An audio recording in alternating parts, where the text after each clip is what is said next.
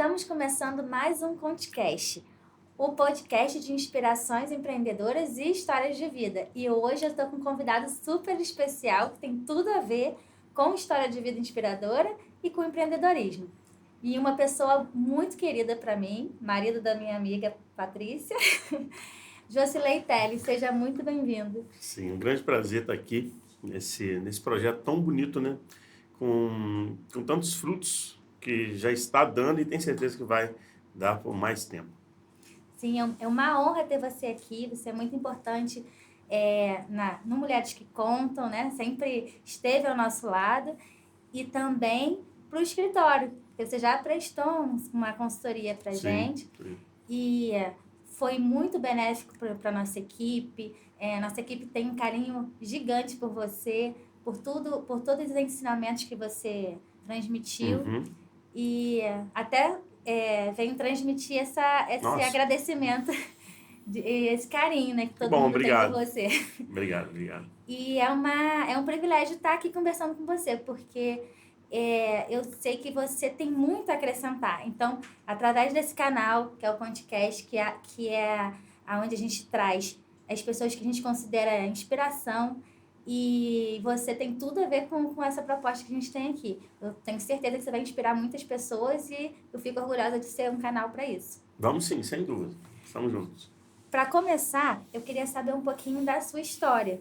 Porque como a gente fala da história de vida, né, que é muito mais importante até do que a história, do que o empreendimento, do que ganhar dinheiro em si.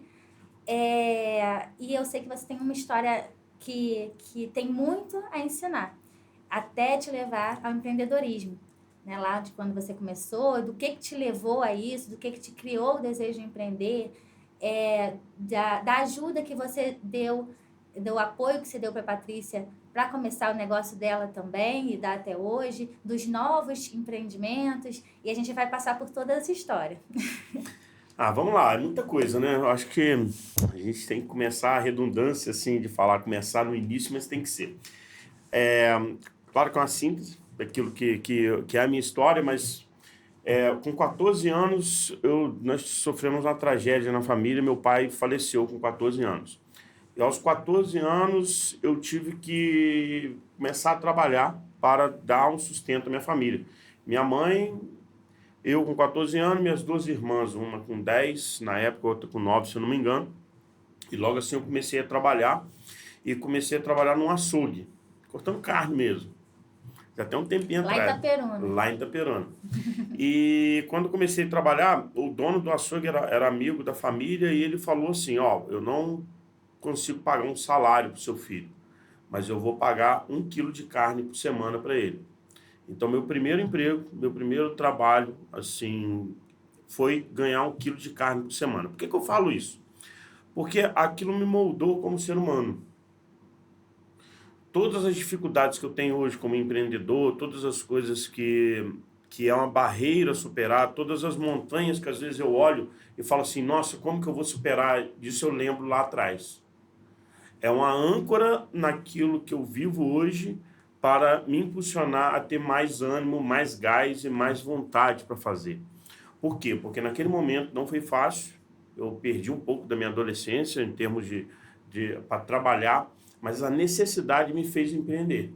Então, logo assim, depois eu saí dali, fui para outros empregos, outros locais, e eu sempre tive na minha cabeça a mentalidade empreendedora. O que é mentalidade empreendedora? É aquela mentalidade onde a pessoa ela encara o que ela está fazendo como algo que tem um fruto maior do que aquele ganho momentâneo. A mentalidade que não é empreendedora só se preocupa com o ganho momentâneo. Quanto que eu estou ganhando? Um salário, o ticket de alimentação, um benefício, ela preocupa com aquele momento. A mentalidade empreendedora, ela faz o que tem que ser feito, da maneira que tem que ser feito, para a consequência ser o financeiro, seus benefícios. Isso até atrapalha ela dar o melhor, né? Porque claro. Ela está ali insatisfeita, querendo que a hora acabe. Ah, não aguento. Torcendo pra acabar. Aí já chega aí aquela musiquinha do... Tem muito tempo que eu não assisto televisão aberta, assim, mas aquela musiquinha do Fantástico no final do domingo, ai, dá um desespero. Por quê? Porque no outro dia tinha que acordar e começou segunda-feira. Ai, segunda-feira, tudo doido que acaba. Ou seja, se ela não tiver a mentalidade empreendedora, não importa onde você, o que ela faça, entendeu? Até vou dar um recado aqui para você, Agora, olha só, não importa como você esteja, onde você esteja, se você é dono do empreendimento, se você trabalha no empreendimento, se você é aquela pessoa que está ali ralando, fazendo as coisas, faça com amor. Ayrton Senna já falava isso, faça tudo com amor, porque você tem muito a entregar no mundo. Não adianta acordar, não vai mudar nada. Acordar na segunda-feira e falar assim, ai, mais uma semana. Agradeça, é essa semana que vai ser vitoriosa. E engraçado, Marcelo, agora eu lembrei por quê? Porque nos outros trabalhos que eu tive, depois eu fui trabalhar em loja de bicicleta, vender bicicleta, ou seja, saí do açougue, fui para uma loja de peça de carro, depois fui para uma loja de peça de bicicleta. Depois fiquei 9 anos trabalhando no SESI, Sistema Firjan, mas a metodologia no meu cérebro era o quê? Dar o melhor. Dar o melhor. Dar o melhor. Por quê? Porque o melhor, às vezes, é até varrer o chão, passar pano. Nessa loja de bicicleta, por exemplo, eu era o melhor passador de pano no chão. É engraçado isso, porque você sabe que eu acho que eu sempre fui assim, eu sempre tentei... Caramba! Eu sempre tentei...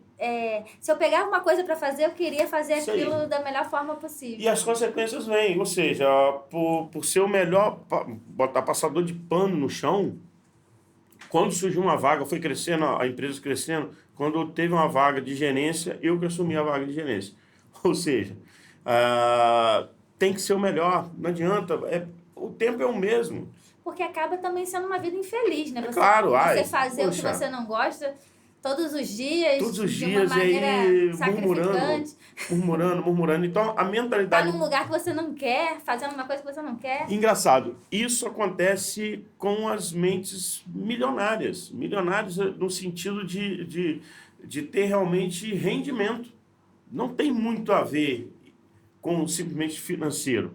Porque às vezes a pessoa pode ser rica em dinheiro, mas não tem uma mente milionária. A mente milionária é aquela que encara as coisas como tem que ser encarado. Tem que fazer, tem que ser feito. Faça com amor, faça com dedicação. E dedicação é pegar para fazer bem feito. Tem vários exemplos disso, né? Você chega numa casa humilde, bem arrumada, com os filhos bem cuidados, e você às vezes chega numa casa que tem muito mais condições, onde que é tudo tratado de qualquer maneira, não tem gratidão pelo que tem, e nem se dá conta do que tem, né?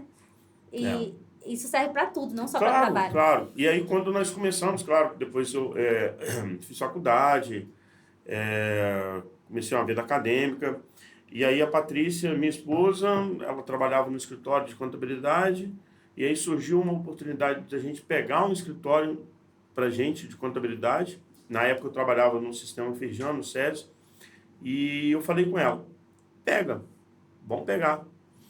O máximo que vai acontecer é não dar certo, daqui a um tempo você volta para onde você estava, ganhando o que você ganhava, não desmerecendo, mas ganhando o que ela ganhava, e eu já tenho eu trabalho no SESI, já tenho uma certa estabilidade, era o nosso primeiro filho naquela época. Nessa altura você já tinha a questão do desenvolvimento pessoal ou ainda não? Não. Como treinamento, não.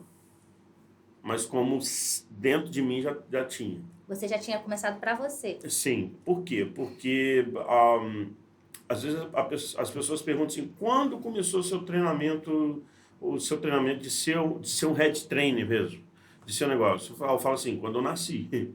Por quê? Porque tudo já está dentro da gente. A partir do momento quando a gente starta algo e aquilo que a gente startou é algo natural, parece que eu já sabia, assim, de muito tempo. É porque já estava lá dentro.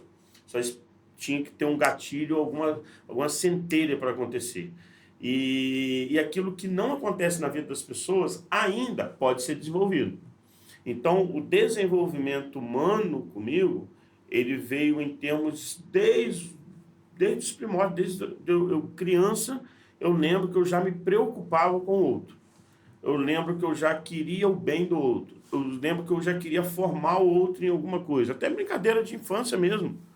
Ali de ensinar alguma coisa, de querer estar bem com as pessoas. Querer desenvolver o melhor em alguém. Isso, querer desenvolver o melhor no outro. Então, não é um treinamento que faz um head training. Não é um treinamento só, porque senão seria fácil. Vou fazer Uma formação. Uma formação e eu vou sair de lá formado pela formação. Claro que tem que ter, óbvio. Hoje eu tenho mais de 17, semana eu estava contando, são 19 certificações. 2 delas internacionais. Ou seja, claro que isso é bagagem, sim. Claro que é, sim. Claro que é. Mas lá no início, quando a Patrícia começou e eu apoiei, eu falei assim, vamos encarar empreendedorismo. Aí logo após... E ela estava com um filho na barriga, primeiro filho. Foi assim que eu... Parecia que tinha engolido um hipopótamo.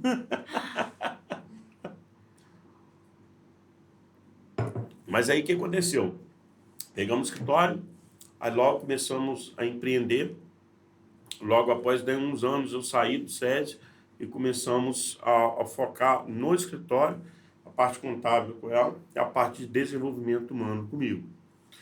Onde eu comecei a ter a percepção de que as empresas precisam de desenvolvimento humano. As pessoas precisam se desenvolver na parte humana. Não tem como as outras coisas darem certo se a gente não cuidar das pessoas. Olha só, a empresa vende para quem? Pessoas. Para pessoas. Compra de quem? De pessoas. De pessoas e aí todas as empresas e convive com pessoas. Então, e são as mais negligenciadas. São como fosse peças ali descartáveis. E hoje, de um certo modo, tá uma questão muito, muito forte que a mão de obra hoje tá um pouco difícil, porque as pessoas não querem ser formadas naquilo, de um certo modo. Não querem passar por esses perrengues na formação do ser humano. E querem algo muito mais imediato. Querem um salário já muito bom sem ter feito muita coisa. Querem status sem ter conquistado. Porque acaba se comparando muito com redes sociais, de gente que enriqueceu do nada e acaba achando que ela também... Porque não sabe da história real. Então, hoje, quando uma pessoa me olha e fala assim, nossa, você é bem sucedido, você é empresário, você é escritor, você é head trainer, você dá treinamento, você é palestrante, ok, muito bom, mas não sabe da minha história regressa. Ou seja, não sabe de tudo aquilo que aconteceu no caminho para chegar e me formar com aquilo que eu sou hoje, com aquilo que eu tenho hoje, com aquilo que eu quero entregar no mundo, porque também é uma parcela. Nós temos que ser a pessoa que vai adquirir coisas, mas também entregar isso para o mundo, devolver isso para o mundo através de... Plantar a semente. Plantar a semente. Isso pode ser na família, no trabalho, em palestras, aqui no podcast, ou seja, a gente precisa fazer a nossa parte. Sim, até quando você está recebendo para isso, você não deixa de estar entregando um valor muito maior do que aquele dinheiro que você está recebendo. Claro. E e outra mentalidade que eu tenho, além dessa mentalidade empreendedora, eu costumo chamar as pessoas de mestre, por exemplo. Por quê? O aprendiz, ele sempre está aprendendo alguma coisa. Então, quando a gente entra em algum lugar para fazer algo e a gente se coloca como um aprendiz, a gente tem uma grande probabilidade de sair dali melhor. Porque você vai ouvir. O maior mestre para mim em termos de desenvolvimento humano é Jesus Cristo. Sabia de tudo. Deus. Estava inspirado por algo maior. Mas parava do lado de um cego e perguntava o que ele estava precisando. Parava do lado de uma pecadora, de um pecador, e perguntava, e aí, o que você quer? O que está passando? Por quê? Capacidade de ouvir mais do que falar mais. Então, quando a gente se presta a ouvir mais, nós estamos no papel de aprendiz. Então, quando a gente aprende, a gente consegue ter muito mais qualidade naquilo que faz. Tem até aquela curva do Dunning-Kruger, Esqueci o nome. Dunning-Kruger. Dunning-Kruger. Eu acho que é isso mesmo. Que é a curva do aprendizado. Uhum. E eu atribuo isso muito à idade também, né? Quanto mais jovem a gente tem a tendência de achar que sabe tudo. Pois é. A gente tem uma confiança inabalável. Pelo menos comigo foi assim. Eu tinha muito mais confiança quando eu era mais jovem. E muitas vezes por ignorância, né? Pois é. Acho que é um Aí depois você se dá conta, nessa própria curva, você entra num vale do desespero. Desespero. O que acontece? Porque aí você se dá conta que você não sabe nada. Eu acho que são tudo experiências. Assim, eu nem sei se a palavra seria essa questão de saber tudo, mas a gente tem menos medo e errou menos quando joga. Então não tem tanta experiência de falar assim... Não toma muito na cabeça. Hoje nós somos mais calejados, ou seja, tem coisas no passado que eu errei, que hoje, se eu errar de novo, é burrice. Então, ano passado, opa, calma aí, isso aqui eu fiz, empreendimento... Ali é a primeira vez ainda, você ainda não está traumatizado. Nossa, vou trazer algumas coisas para você aqui, vamos lá. Nós já tivemos construtora que durou 3 meses só, foi muito boa, porque durou 3 meses só. É bom que vocês souberam a hora de sair, a hora de parar. Nós já investimos a pessoa fazia chicote de cavalo, esse negócio de cavalo com couro. Era uma turma de cigano lá na perto da minha cidade, nós investimos uma grana lá para eles fazerem, deram um toco na gente. Ou seja... Sem comentários. Já tive uma sociedade que não foi tão boa, onde aí sim me levou a pegar a parte e entrar para o mundo de desenvolvimento humano. Nós entramos na sociedade, eu e minha esposa, ao qual no final eu saí destruído psicologicamente, mentalmente, financeiramente. Nós perdemos uma grana bem considerável, mas... Vocês tiveram um problema com esse sócio? O que acontece? Nem foi com sócio. O negócio era bom, era viável, porém não era pra gente. Aí a mentalidade. Pela mentalidade empreendedora, eu achei que aquilo que eu tinha implementado na minha empresa, na nossa empresa de contabilidade, se eu implementasse lá da mesma forma, ia dar certo. Ledo engano. Por quê? Empresas são diferentes, pessoas são diferentes, negócios são diferentes. Modelo de negócio. Então eu entrei pensando, achando que eu sabia gerenciar o negócio, não sabia. Era outro ramo, outro mercado. Os números não estavam 100% aparentes.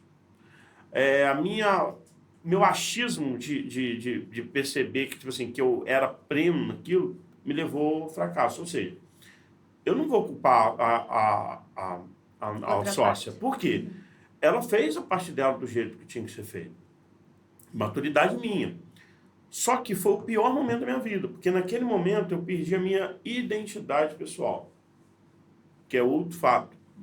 A pessoa que ela tá no momento que ela perde a identidade dela, a persona dela, ela tem que buscar algo que vai reconstruir essa imagem. E quando eu perdi essa imagem minha imagem interna, a minha fuga foi pensar em suicídio. Então eu pensei em suicídio, não fui de fato, nem tentei, mas o fato de pensar em suicídio, quase ir a vias de fato, era porque eu achei que o meu problema fosse financeiro. Ou seja, se eu suicidasse, eu ia receber, minha família ia receber um seguro, e o seguro ia cobrir a parte lá que... Você ia resolver o problema. Não ia resolver nada, porque para receber seguro tem que morrer. E eu amo a vida. Só que naquele momento, às vezes, essa idiotice pode acontecer na vida de várias pessoas. Tipo assim, se perder da realidade. Se perder da realidade.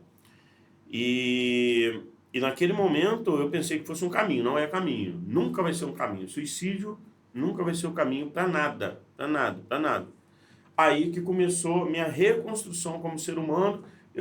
Desculpa a palavra, eu liguei o S para tudo e falei assim, vou começar um desenvolvimento humano para mim. Vou me priorizar. Priorizar. Aí eu fui fazer um curso de marketing digital. No curso de marketing digital, numa palestra lá, sobe no palco, 4.500 pessoas no local. sobre o Zé Roberto Marques, do Instituto Brasileiro de Coaching, e fala assim: a vida não é o que acontece com a gente. A vida é o que eu faço com o que acontece com a gente. Na hora eu dei um estalo e falei assim: caramba, isso é pra mim. Isso é pra mim. E ali eu percebi que não era aquilo que tinha acontecido que era importante. É o que eu ia fazer com aquilo que tinha acontecido que era importante. Essa frase é João Paul Sartre, se eu não me engano.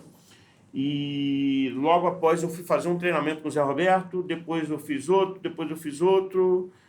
Aí... E para você ter essa atitude de fazer, você tem que estar conectado com a vida. Você pode não ter talento, não saber seu talento, não saber seu propósito, não saber nada, mas o ímpeto de estar conectado com a vida você vai ter que ter. O ímpeto, e uma frase também, Deus vai usando de pessoas falando, eu não sei quem me falou, ele falou assim: olha só, até para ficar em pé na bicicleta a gente tem que andar. Se a gente parar de pedalar, ela cai. Então pedala, ou seja, anda, faz. Então eu comecei aquela jornada e fiz 1, 2, 3 treinamentos, me tornei especialista em liderança. Uma empresa me contratou para dar um treinamento para os diretores dela, 12 diretores, porque viu minha mudança que estava acontecendo. Eu falei assim: nossa, eu fiz para mim, para eu recuperar quem eu sou. E agora as pessoas estão querendo para ela, opa, agora que eu vou me especializar mesmo. Então... Você acabou transbordando. Transbordando, porque eu acho que a pessoa que o empreendedorismo não é amadorismo, é diferente. Amadorismo talvez seja no início, quando começa, mas se começou algo, começa a se tornar mais especialista naquilo. Mais especialista. Ah, vou vender cachorro quente na praça como empreendedor, ótimo. Começa a se especializar em alguma coisa melhor. Um molho melhor, um pão melhor, não sei.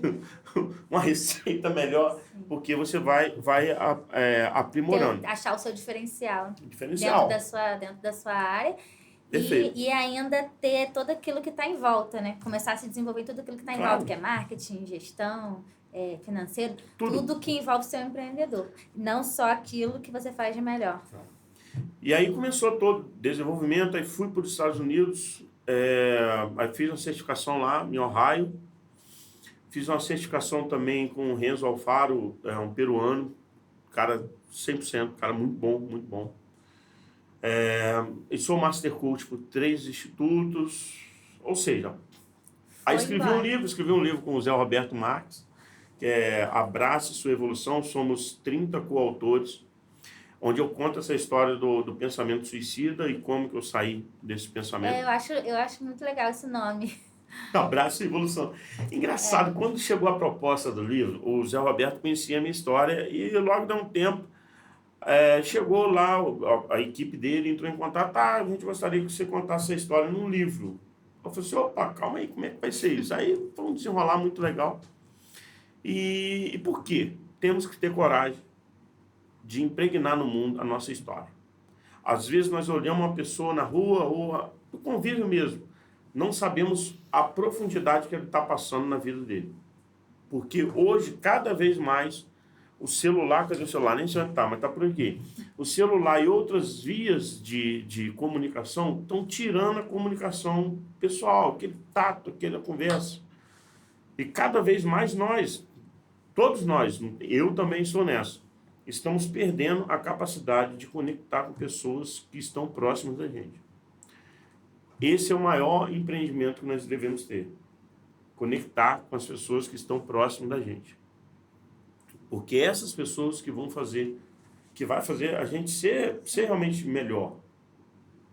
Também é a nossa história, né? A gente está aqui para isso. Senão a gente não estava aqui nesse mundo. Então, o que eu estou fazendo nesse mundo? Como que eu estou fazendo? Né? E eu acho legal o título, né? Abraça Sua História. Abraça Sua Evolução. Abraça Sua Evolução. Porque, ao mesmo tempo, é uma coisa assim de você se aceitar, né? De uma aceitação, porque às vezes a gente passa a vida inteira negando o que a gente é.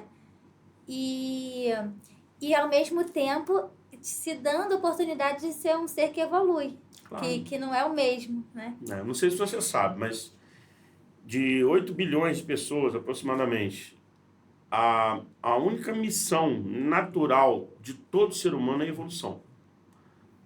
É uma missão natural, já nasce no nosso DNA. Evoluir. evoluir. Se não fosse assim, nós não estávamos, a gente não estaria onde nós estamos hoje. Ou seja, cada ser humano carrega dentro de si a capacidade e a vontade de evoluir. Provavelmente uma pessoa que está chegando ao final da vida dela em termos de idade, vamos botar assim, 70, 80, 90 anos, ela vai olhar para trás e ela vai pensar, caramba, hoje com a mentalidade que eu tenho, se eu tivesse, quando eu tinha 20 anos, eu estaria melhor em termos de algumas coisas que foram feitas. Por exemplo, tem pessoas que passam a vida toda brigado com parentes. Aí chega com 70, 80, 90 anos e fala assim, nossa, quanta coisa que eu perdi. Aí eu não vou no churrasco porque fulano de tal vai estar. Eu não vou assim porque fulano de tal vai estar. Aí quando chega 90 anos, se ele pudesse levantar do caixão, ele ia olhar aquela pessoa do lado do caixão. Então não adianta. É perda de tempo. Não estou falando que a gente tem que conviver com pessoas que não queiram a gente, não é isso? Mas tem muita coisa que no final da nossa vida nós vamos olhar e vamos falar, eu evoluí. A gente sempre fica pensando, se eu soubesse disso... Se eu soubesse disso. Há tantos anos atrás. E aí, no modo empresarial... A vida não é assim, né? A vida não é assim. Tem um amigo meu que falou assim, olha, você vai construir a sua casa, quando você acabar de construir a sua casa, você vai te dar uma vontade danada de falar assim, agora que eu olhei, eu errei nisso, vou construir outro. Por quê? É como se fosse a vida. É como se fosse a vida. Ou seja, a vida, se a gente pudesse voltar lá atrás e talvez refazer alguns atos e ter realmente uma ação diferente há N anos, talvez mudasse alguma coisa. Talvez mudasse, mas não sei. Me dá um nó na cabeça agora. Eu sempre tento pensar assim, é o melhor que eu consegui fazer naquele momento, com a bagagem que eu tinha sempre naquele momento. Sempre vamos fazer a melhor escolha. Porque eu ficava muito assim, até pelo fato do meu pai, da minha avó, né, de eu ter cuidado deles até o fim. E a gente sempre, por mais que a gente tente fazer o melhor, a gente sempre fica achando que deveria ter feito diferente. Eu deveria ter botado ele em outro hospital, eu deveria ter acelerado uma cirurgia que pudesse salvar a vida dele. A gente sempre acha que não fez o suficiente. Então, eu me torturava muito de culpa, né? Aí, eu comecei a me confortar dessa forma. Eu fiz o melhor que eu podia com o que eu sabia naquela época. Inclusive, agora eu lembrei, tem um treinamento que eu dou de liderança, são 4 dias. E esse treinamento, na empresa em Macaé, por exemplo, eu estava dando treinamento e fiz essa pergunta. Uma pergunta que eu sempre fiz no treinamento. Se você pudesse voltar em qualquer tempo na sua vida, em qual tempo você voltaria e o que você faria diferente? Levanta um senhor, mais ou menos de 60 anos, talvez um pouco mais jovem, e você levanta e fala assim, eu não mudaria nada na minha vida. Nossa, eu arrepiei tudo. Não falei do aprendiz, que eu estou lá para aprender. Eu falei assim, agora eu fiquei curioso, mas muito curioso. Falei, gente, vamos ouvir. Peguei o microfone, introduzi a mão dele, coloquei na mão dele.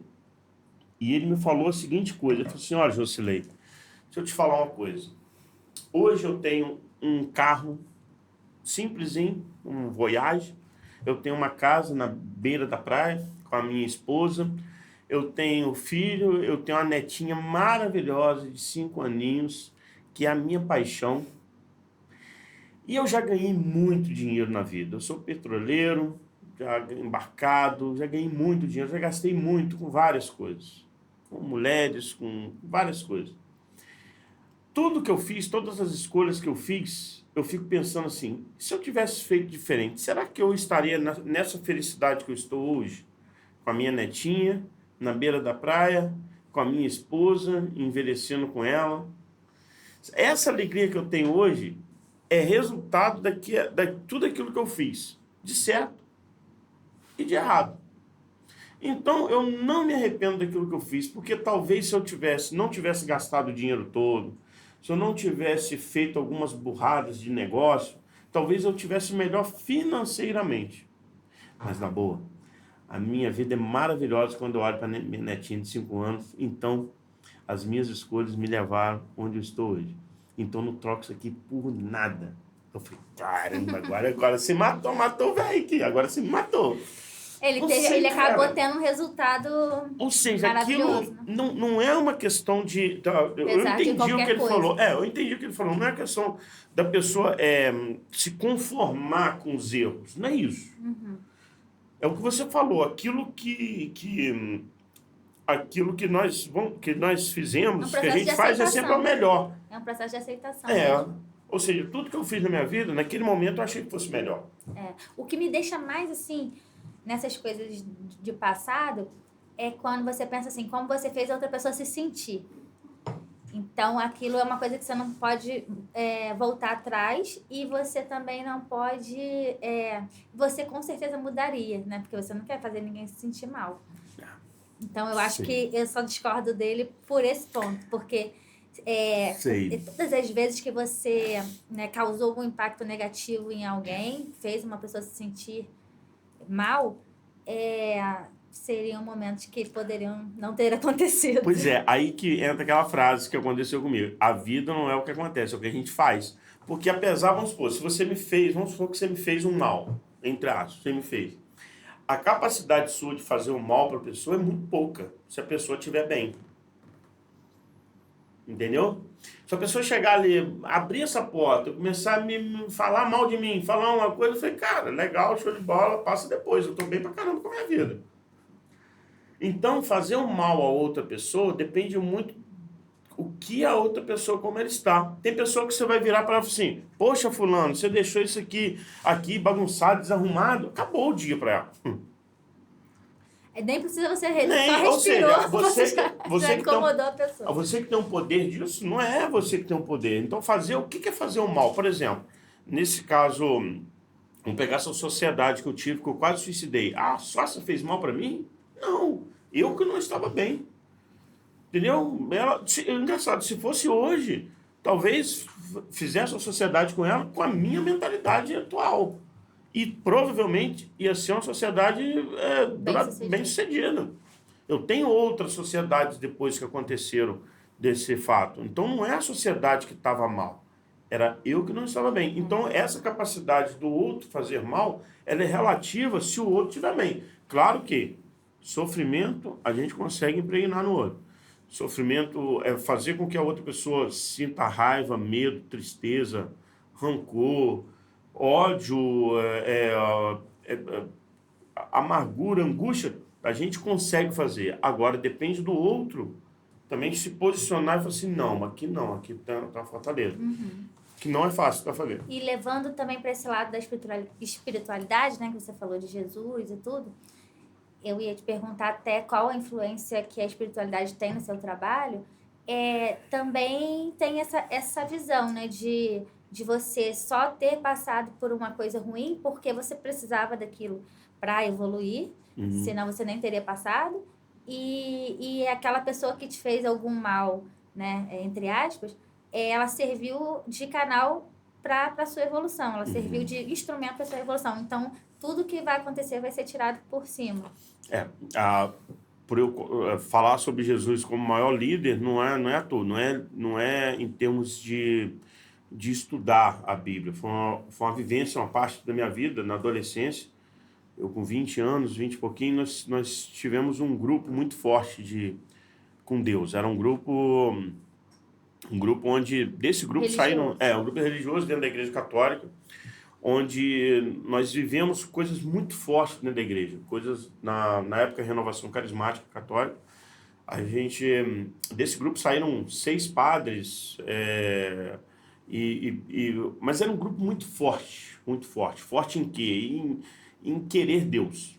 E Deus se mostrava muito pra gente. No entanto, lá que começou a minha vida musical, por exemplo, eu sou músico, hoje toco e tal. Lá que eu comecei a cantar, comecei a tocar. E ele Deus fazia com que a gente se superasse. Nós tivemos uma formadora muito, muito boa. Dura. Ela é dura. Você acabava de fazer uma pregação, de falar alguma coisa, você tá errado, eu não sei o que papapá, mas como me ensinou? Então, toda essa bagagem com Deus, todo esse amor que Deus deu a gente, hoje eu não estou tão ativo na igreja, mas essa espiritualidade, que é diferente de religiosidade, essa espiritualidade até hoje eu carrego comigo. Desde sempre. Ou seja, eu não sei tudo, eu sou apenas um instrumento na mão daquele que faz. Então, quando eu vou fazer qualquer coisa, eu falo, Senhor, coloca em mim palavras que a outra pessoa vai captar e vai querer tirar um proveito daquilo. Porque senão a história vai ser só uma história, só um conto. Então, como instrumento, sim, Deus é aquele que faz um instrumento, a gente como instrumento, e leva a gente até pessoas que estão necessitadas. Assim. E você tem alguma história legal, assim, das empresas que você atuou, dos impactos que você causou, tanto espirituais quanto de desenvolvimento humano, algum depoimento legal uma experiência que você queira compartilhar? Cara, tem vários. Nossa, tem vários. Tem vários mesmo, né? Não é aquela questão, tá falando vários porque não sabe, não. Tem vários, vamos lá. Em Macaé, por exemplo. Macaé teve um cara... Não precisa identificar. Não, esse eu posso falar porque eu não vou falar o nome não, mas esse em Macaé me chamou a atenção. Por quê? Eu já estava na empresa, já aplicando o treinamento de liderança, e o treinamento ia começar no domingo, na segunda-feira, se não me engano, e no domingo à noite, uma das pessoas que ia fazer o treinamento falou assim, Jocelyn, me ligou, acho que eu liguei para ele para perguntar se ele tinha feito o teste do assessment, do perfil comportamental, e falou assim, não, eu não fiz ainda. Não, eu já fiz o teste, tá tudo prontinho, amanhã eu tô lá no treinamento. Na hora que eu cheguei no treinamento, que eu chego uma hora antes para ajeitar som, telão, iluminação, essas coisas, microfone, ele já chegou e falou assim, eu sou fulano de tal, mostrou o crachá, olha aqui o que tá escrito no meu crachá. Aí eu falei assim, caramba, auxiliar de serviços gerais. Eu falei, pois é, eu sou auxiliar de serviços gerais no crachá aqui. Mas eu tô na empresa há 2 meses, eu tô doido para fazer esse treinamento seu. Eu tô com a vontade danada. O cara que eu teve mais vontade de fazer o treinamento. Por quê? Porque a história de superação dele foi história de superação em termos de droga. Ele era um drogado, crack. Conseguiu sair daquilo ali. E quando terminou o treinamento, ele falou assim, isso é o que faltava para eu alcançar o que eu preciso alcançar de agora para frente.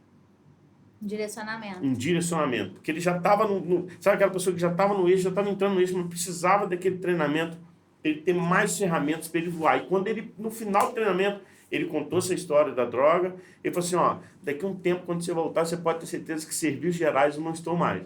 Dá um tempo, voltei, o cara não estava mais nos serviços gerais. Ele já estava coordenando as compras, se eu não me engano, lá do almoxerifado, em termos de alimentação, controlando outro setor. Já era um cara que já estava mais alto lá na empresa. Teve um também que me chamou a atenção, até a empresa que eu atendi, na primeira sessão ele saiu chorando da sala. Aí o proprietário falou assim, nossa, fulano tal vai ser mandado embora. Vai pedir quanto? Que tá saindo chorando. E era um cara que estava mais ou menos para ser mandado embora, e ele sai chorando. Quando ele sai chorando, ele toma a decisão de nunca mais viver o que estava vivendo, em termos de não ser líder da vida dele. E começa uma mudança de vida tão profunda, que ele se torna sócio do dono da empresa que contratou. Então são histórias, cara, que vão... E isso é totalmente real, porque às vezes uma palavra, às vezes uma pessoa vai num culto religioso, ela vai escutar uma palavra que vai mudar a vida dela. Pois é, ser canal, ser ferramenta. Lembrei de outro agora, só para fechar aqui. Esse foi muito importante para mim. No primeiro dia do treinamento, no primeiro momento, primeira hora do treinamento, eu contei minha história de vida. Resumidamente, contei essa parte do suicídio, do pensamento suicida. Chegou no 4º dia do treinamento, uma das pessoas estava lá, ela virou e falou assim, você conversou com o RH? O RH conversou com você? Aí eu falei assim, não, comigo não. Conversar o quê comigo? Não, em relação a mim? Eu falei, não, por que você falou sobre suicídio no primeiro momento do primeiro dia? Eu falei assim, eu falei porque é uma história minha. Não, mas o RH conversou com você. Eu disse, não, o RH não conversou comigo. Eu falei assim, não é possível. Eu falei, mas por quê? Me fala por quê então. Ele falou assim, porque semana passada eu tentei suicídio. Semana passada quem me tirou da árvore com a corda no pescoço, literalmente, foi a minha mãe e meu filho. E eles falaram comigo, vai no treinamento, que é uma oportunidade que eu estou te dando para você ter um desenvolvimento humano. E ele falou que foi maravilhoso. Tipo assim, ele falou assim, tudo que você está falando é para mim, só pode ter sido o RH que conversou com você antes. Eu falei, cara, deixa eu falar com você. Não foi. E não foi mesmo. O RH não tinha falado nada. E esse cara tinha um projeto fantástico de vida. Eu falei, cara, o mundo precisa de pessoas como você e o suicídio não é o caminho para nada. Muito legal você, através do seu trabalho, poder ter impactos como esse. Tipo assim, isso tem valor. Cara, isso é imensurável. É imensurável. Não é o valor financeiro que me chama. Pagou tanto. Nem lembro quanto eu cobrei nesse treinamento. Mas eu lembro que essa pessoa, ela foi impactada pela minha história, por ter acontecido aquilo lá atrás, por eu ter coragem de falar, coragem de colocar isso ao mundo e conectou com a história dela. Então não é um treinamento simplesmente assim, que é legalzinho, que é bonitinho. Com ferramentas que você vai aplicar nas pessoas. Ali é o seguinte, ali é tudo vivencial. Às vezes o cara fala assim, isso aqui é muito bonitinho, se eu falar isso aqui, você tirou isso aqui de um livro, né? Eu falei assim, isso aí eu tirei do livro. Qual o melhor livro do mundo? Ele falou assim, a Bíblia, não sei o que. Não, o melhor livro que tem é a minha vida. Isso aqui é da minha vida. Claro que ferramentas foram treinamentos que me deram. Agora, tudo que está na ferramenta eu vivi. Então, eu falei, cara, vamos fazer um desafio, então. Faz o que eu estou te passando aqui como ferramenta de desenvolvimento humano. Se não der certo, eu te entrego tudo que eu tenho financeiro. Carro, casa, tudo. De menos minha mulher, né? Minha mulher, pai, não. Mas, tipo assim, a questão, tipo assim, ou seja, todo treinamento que eu dou é vivencial. Não tem uma coisa que eu falo assim, eu acho que isso aqui vai dar certo. Não tem como.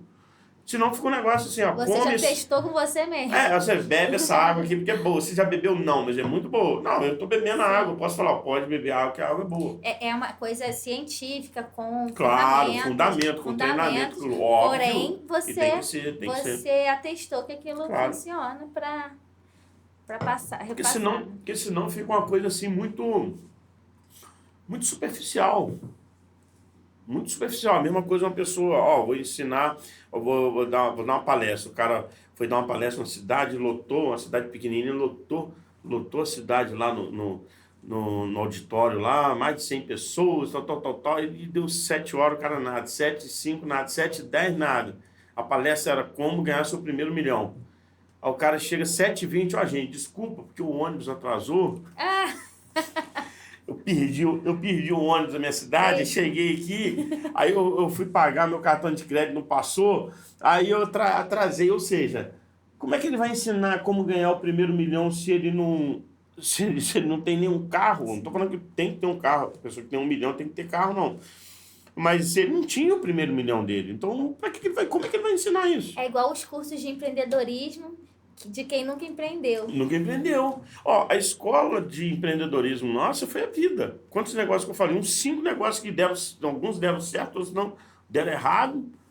Hoje a gente tem outras coisas, a gente tem parceria com o escritório de advocacia, a gente tem parceria em shampoo em barra, até fazer um shampoo para você, trazer para a equipe aqui. Ou seja, shampoo em barra, advocacia, outro escritório de contabilidade em outra cidade. Entendeu? Deixa eu lembrar mais aqui. Perfil de alumínio, que a gente está mexendo com perfil de alumínio também agora. Ou seja, algumas coisas deram certo. Então, e tem outros que não deram. Isso é escola da vida. Por isso que eu gosto, por isso que a gente traz aqui a história de vida. Porque até dar certo deu muito errado. Nossa, como deu errado. Nossa! Bom demais. Mas você não desistiu. Quem desiste, tem coisa, é legal você trazer isso aqui.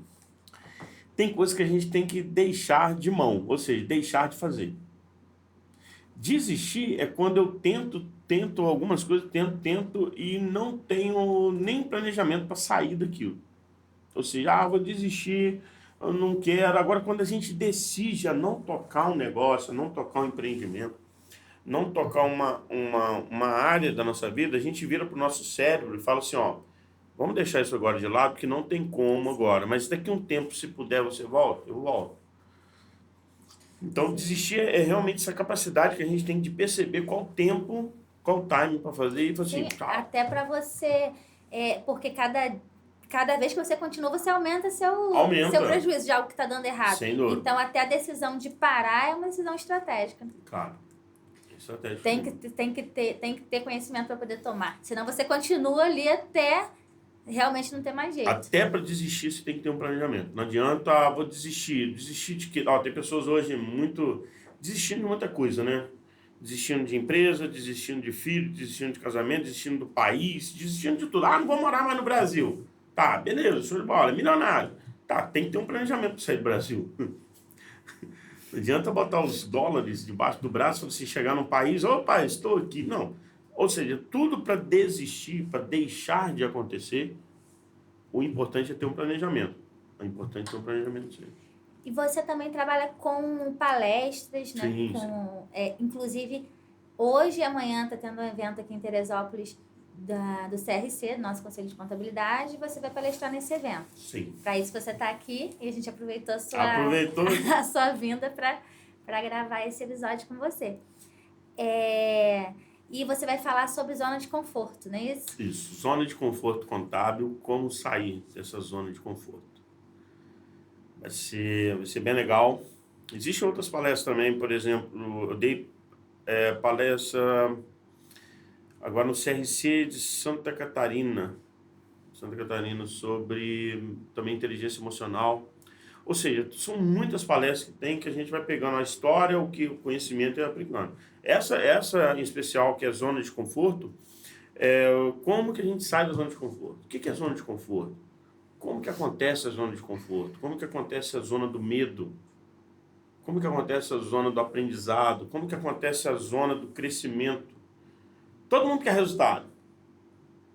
Agora quer pagar o preço.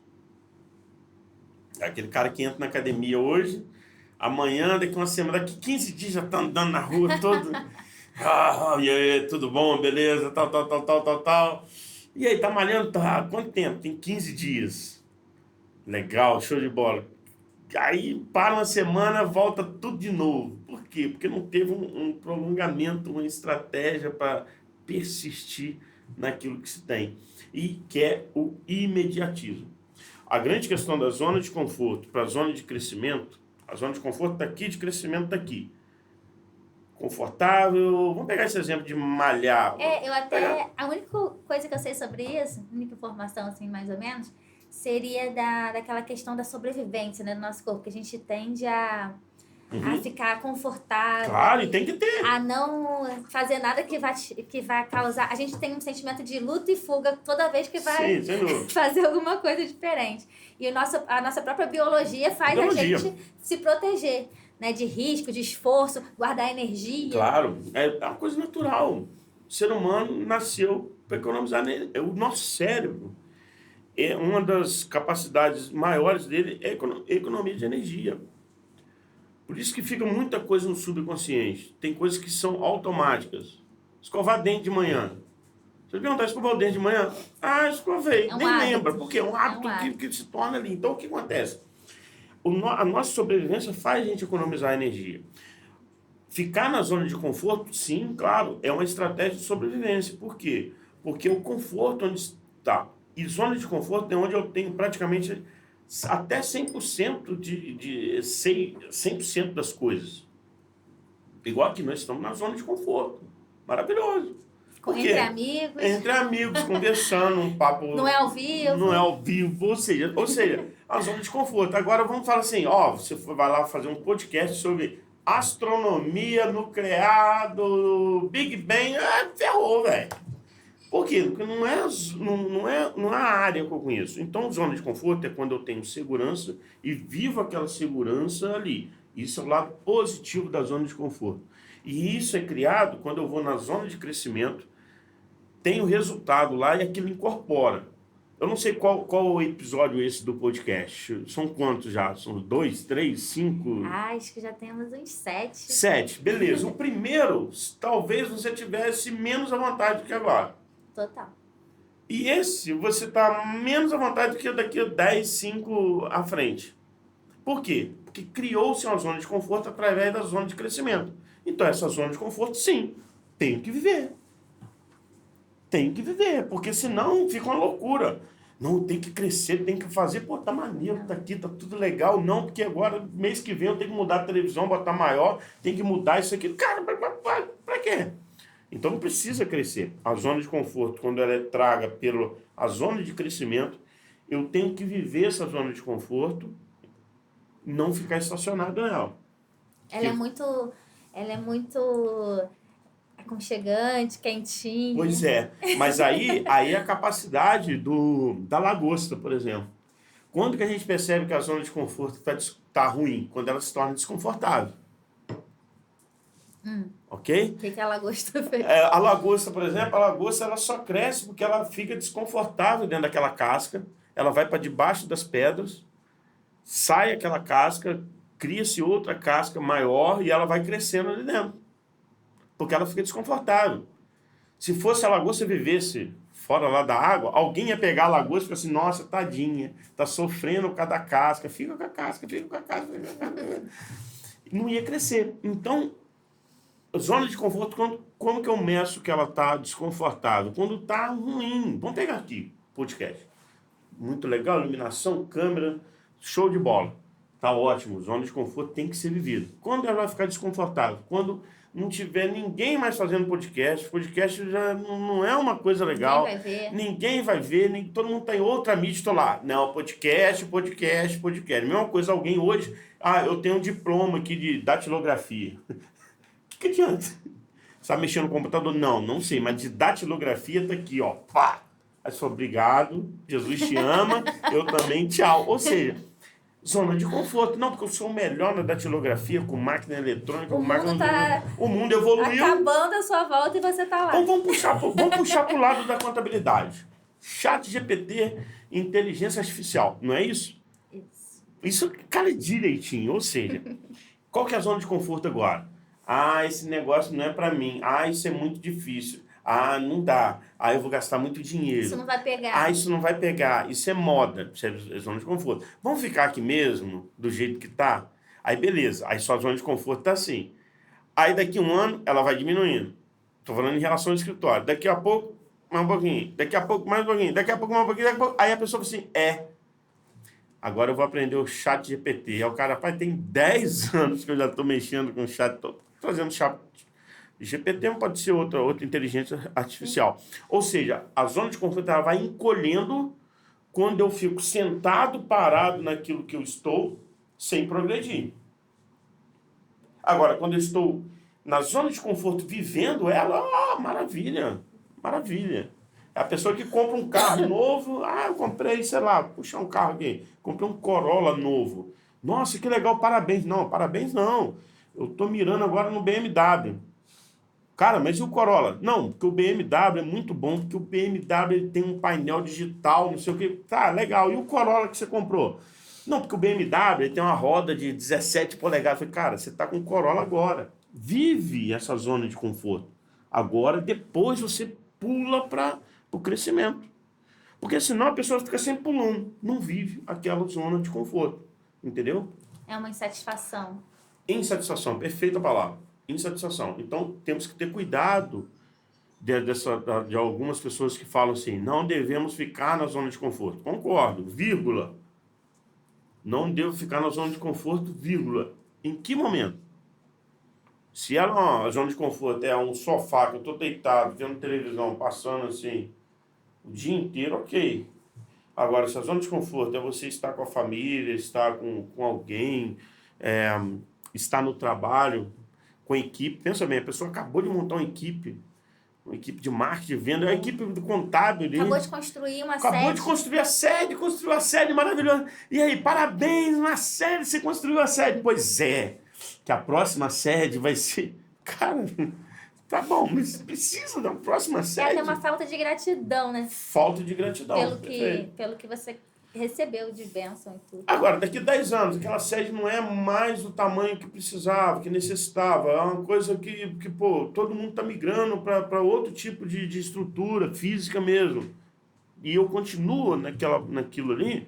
Ou seja, aí sim eu tenho que dar Não passo, não sei. E também, quando a gente tá numa zona de desconforto, porque nem sempre a gente pode escolher, né? Às vezes a gente é jogado para dentro do desconforto. E aí a gente tem que transformar aquilo em conforto, de alguma forma. De alguma forma. Por quê? É aí que é a busca pela dor imediata e pelo prazer a longo prazo. Ou seja, pensa bem, o que dói mais? Vamos botar 6 horas da manhã, a pessoa acordar, botar um tênis, uma roupa e caminhar ou ir malhar, ou ele ficar dormindo? Qual que dói mais? Depende. O que você acha? O que você acha que dói mais? Tipo assim, a pessoa ir malhar de manhã, 6 horas da manhã, ou ficar dormindo legalzinho ali, dá mais um friozinho? Malhar, claro. Por quê?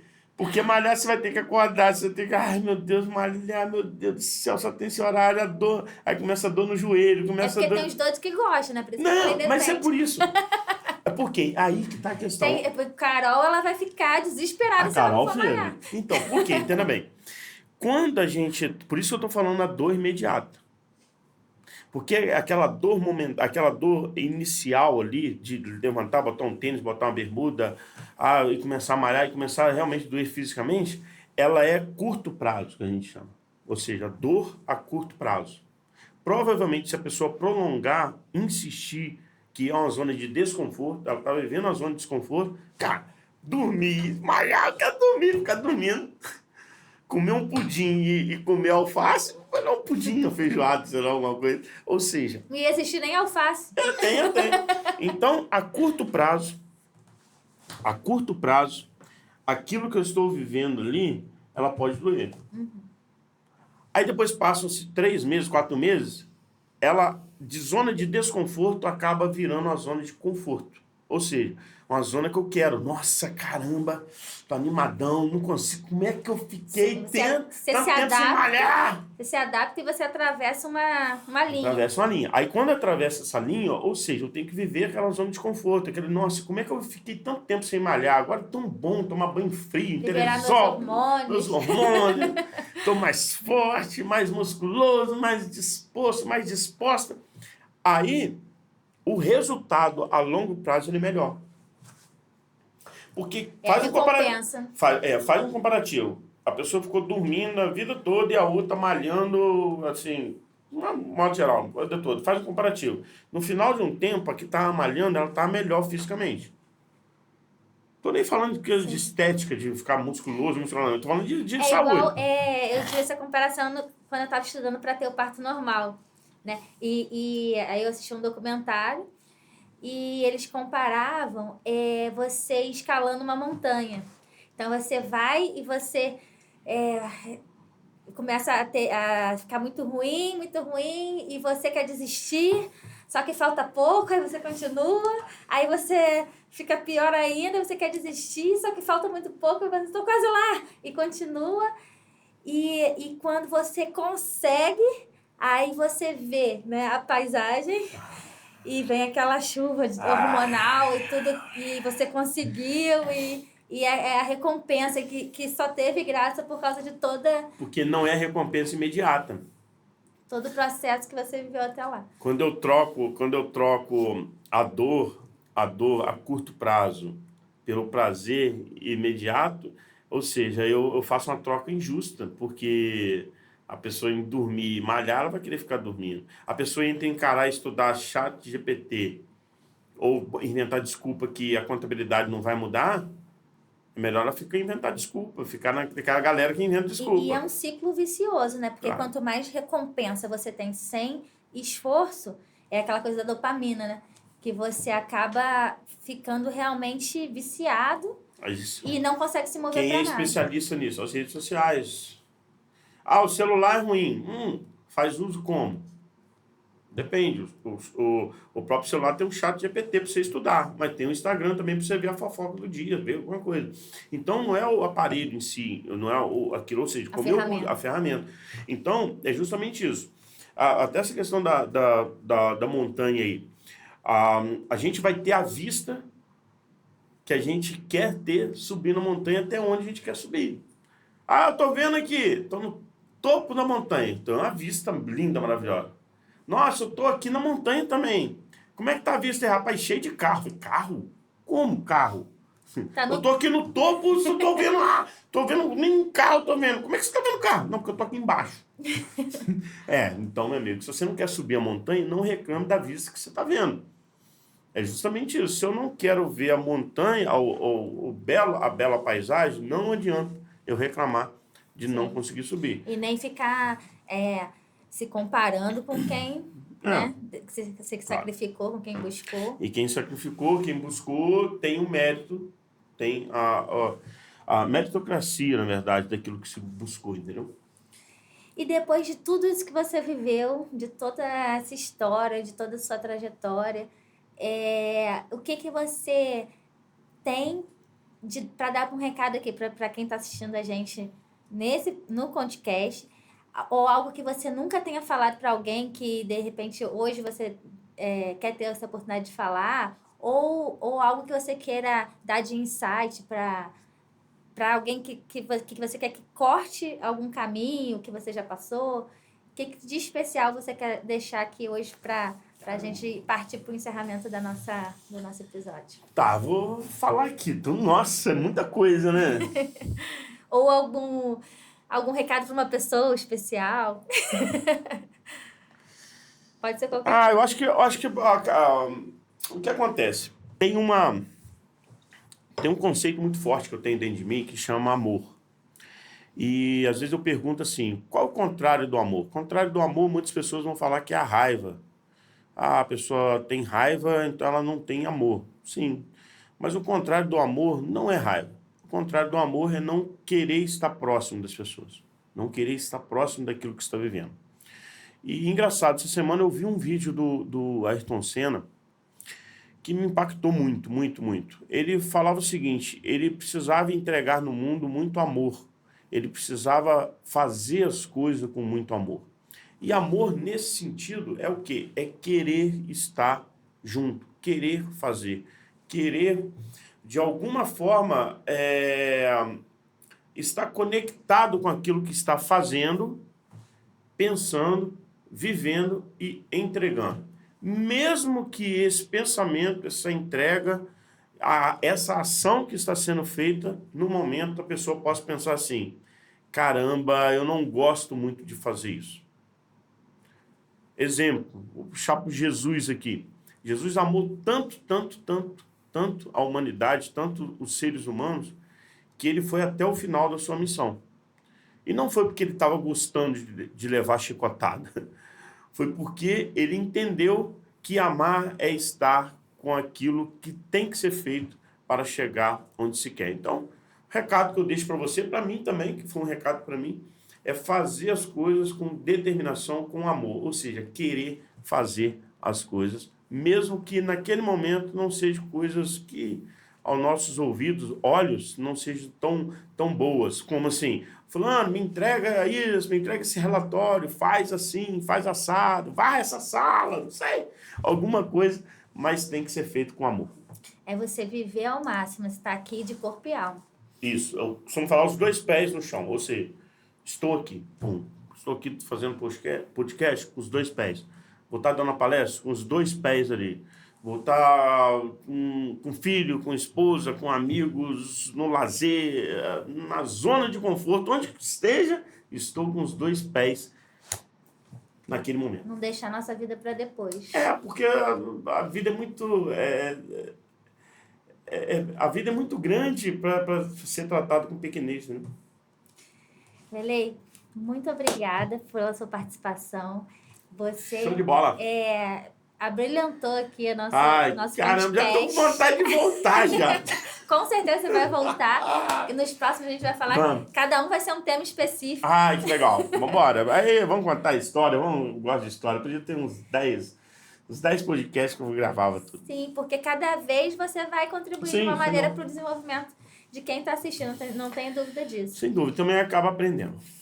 E a gente vai disponibilizar esse episódio inteiro no nosso canal no YouTube do Conticast e os cortes lá no nosso Instagram do Conticast. Os cortes a gente vai pegar os melhores momentos. Eu tenho certeza que vai ter 1 milhão de cortes desse tempo que a gente passou juntos. E cada um vai servir como inspiração para alguém. Até a próxima, porque eu sei que a gente vai se encontrar muito. E tô lá para te ver na sua palestra amanhã, te prestigiar. E tenho certeza que eu também vou aprender mais uma vez com você. Ok, obrigado pelo convite. Estou à disposição para a gente bater mais papos assim agradáveis. Obrigada.